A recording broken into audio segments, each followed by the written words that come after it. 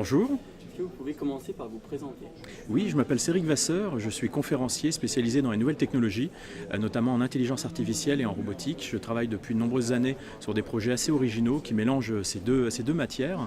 Et je suis ici à Francisaï avec vous. Voilà, je participe à différents événements, des salons, des conférences, des séminaires liés à l'intelligence artificielle et la robotique maintenant depuis quelques années.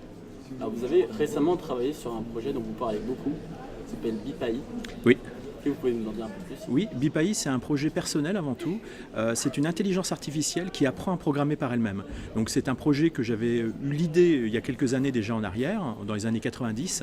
Et à cette époque-là, j'ai mis un petit peu de côté. Je me suis dit, bon, on verra ça plus tard parce qu'il y avait quelques contraintes technologiques qui ne me permettaient pas d'aller suffisamment loin. Mais aujourd'hui, avec le matériel qu'on a, je me suis dit, on y va, on lance ce projet. Et BIPAI, qu'est-ce que c'est? C'est un outil qui va créer son propre code informatique et sur un ensemble de supports matériels variés. C'est-à-dire que vous pouvez avoir plusieurs instances de BIPAI qui tournent à la fois à l'intérieur de votre téléphone portable, aussi bien que sur un ordinateur, un serveur, ou sur votre ordinateur ou votre console de jeu du salon, qui va chercher en permanence une solution à un problème informatique qui lui est donné. Et la particularité, c'est qu'il ne va pas donner un nuage d'informations un peu flou, un peu obscur, il va donner du code informatique. Alors ce code informatique reste un peu incompréhensible pour quelqu'un qui n'est pas développeur, mais un développeur va pouvoir comprendre ce code. Donc qu'est-ce que c'est? Ça va être des additions, des soustractions, on se déplace dans la mémoire de la machine et à la fin il va chercher quelque chose d'optimal par rapport à une problématique qui peut être du simple calcul informatique à des choses robotiques pour par exemple déplacer un objet avec un ensemble de moteurs et trouver quelle est la manière de déplacer ces moteurs-là de façon la plus efficace possible. D'accord, c'est intéressant parce que souvent quand on voit des films de science-fiction, c'est un peu ce genre d'IA-là qu'on perçoit en fait, qui est capable d'automatiser en fait tout et n'importe quoi et de coder par elle-même. Mais alors est-ce que finalement les chercheurs aujourd'hui en travaillant là-dessus, vous n'êtes pas en train de vous autodétruire dans un sens?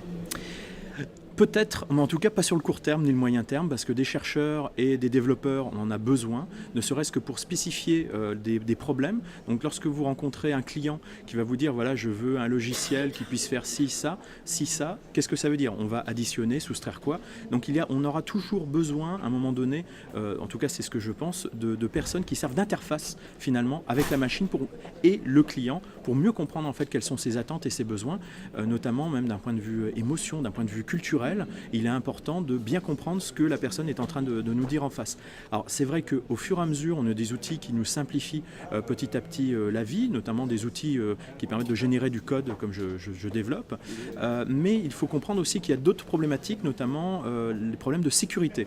Vous avez par exemple Tai, c'est une intelligence artificielle qui a été développée par Microsoft qui apprenait sur Twitter à communiquer avec différentes personnes et à restituer quelles étaient ses connaissances. Et très rapidement, comme il absorbait un petit peu tout, il commençait à sortir des gros mots, des grossièretés, etc. Ils ont dû tout arrêter. Aujourd'hui, on est capable de développer des intelligences artificielles qui sont très autonomes, qui arrivent à faire ça, mais voilà, ce n'est pas du tout le cœur de ce que vous avez dans les assistants personnels, comme Alexa, Cortana, Siri, parce qu'on utilise des êtres humains qui vont au contraire écrire des scénarios très fermés, très cloisonnés. Pourquoi? C'est pour des problèmes de sécurité. De la même façon, on n'envoie pas des voitures, des véhicules autonomes sur les routes qui apprennent par eux-mêmes à détecter les obstacles. On a fait des expériences sur des jeux vidéo, rassurez-vous, où le véhicule en fait rebondissait sur les murs pour aller le plus vite possible. Donc on ne peut pas utiliser de l'IA pour complètement supplanter l'humain encore aujourd'hui, qui a des capacités que l'on n'arrive pas à reproduire. Et donc le travail de l'humain avec les machines est très important et on ne peut pas aujourd'hui en tout cas, de mon vivant je pense que ça n'existera pas, on ne pourra pas complètement remplacer les data scientists et les développeurs comme ça du jour au lendemain. On continuera à en avoir besoin, ne serait-ce que pour comprendre le besoin humain et le reproduire après sur une machine avec du matériel. D'accord. Dernière question qu'on aime bien poser aux personnes qu'on interviewe, c'est comment aujourd'hui on peut sensibiliser le grand public à la technologie et aux enjeux qu'elle apporte pour demain? Ça tombe bien, j'adore cette question parce que je suis formateur, je suis conférencier, donc c'est mon travail que de renseigner un maximum de personnes sur ce qu'est l'intelligence artificielle et ce qu'on peut faire avec. Et il faut comprendre effectivement qu'il y a un trou d'air en intelligence artificielle. Il y a un problème culturel notamment, c'est-à-dire que quand on va parler à quelqu'un d'intelligence artificielle, on est submergé d'informations venant du cinéma, des médias, de l'actualité, etc. On pense à Terminator et on oublie Nono le petit robot et on oublie aussi les vrais développements concrets concrets liés à l'intelligence artificielle, des choses qui aident aussi l'humanité, les personnes en situation de handicap, tout ça. On oublie un petit peu les choses positives qu'on fait avec, mais ce qui est important, c'est de voir toutes les strates d'utilisation que l'on peut faire de l'intelligence artificielle. Vous avez des gens qui utilisent déjà de l'IA sans savoir. Quand vous parlez avec votre téléphone, vous avez reconnaissance vocale, voilà, ça fonctionne, ça arrive à comprendre la sémantique, tout ça. Vous êtes déjà partenaire d'une IA. Après, comment ça fonctionne cet outil-là? Est-ce que du coup ça écoute ma conversation en permanence? Est-ce que voilà, vous avez l'utilisateur de base, lambda, qui ne veut pas trop se poser de questions, il veut que ça marche, c'est déjà un premier niveau de formation. Ensuite, au-dessus, vous avez la personne qui va avoir besoin de résoudre un problème spécifique à son métier, mais qui ne veut pas rentrer dans les détails de ce qu'est l'intelligence artificielle. Par exemple, une société qui veut détecter une intrusion sur une caméra de surveillance, il sait qu'il y a beaucoup de chats, de chiens qui peuvent passer devant, il ne veut pas lancer une alerte à chaque fois.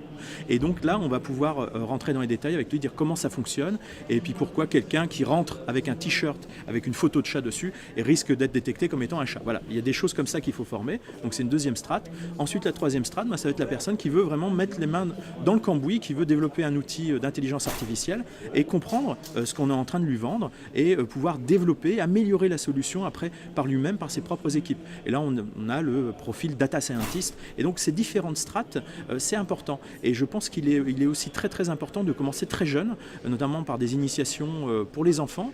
Donc, voilà, les risques, les problèmes éthiques. Voilà, je pense que c'est important, dès qu'ils sont petits, de comprendre que dès qu'on a une caméra en face de soi, un micro, voilà, il faut faire un petit peu attention d'un point de vue confidentialité, tout ce qu'on peut dire, avec qui on est en train de parler. Déjà, tout ce qui est technologie avant 5 ans, il faut mieux quand même éviter. Il y a plein d'études qui le disent. Mais bon, je pense que déjà, quand ils sont petits, il faut leur expliquer un petit peu tout ça. Et puis, dans les différentes strates de la société, en fonction de l'usage que l'on a de l'intelligence artificielle, je pense qu'il est important d'expliquer aux gens ce qu'on peut faire, ce qu'on ne peut pas faire, ce qui reste de la science-fiction et au contraire, ce qui existe aujourd'hui, qui fonctionne très bien et qui passe quasiment inaperçu. Merci Cédric. Merci à vous, à bientôt.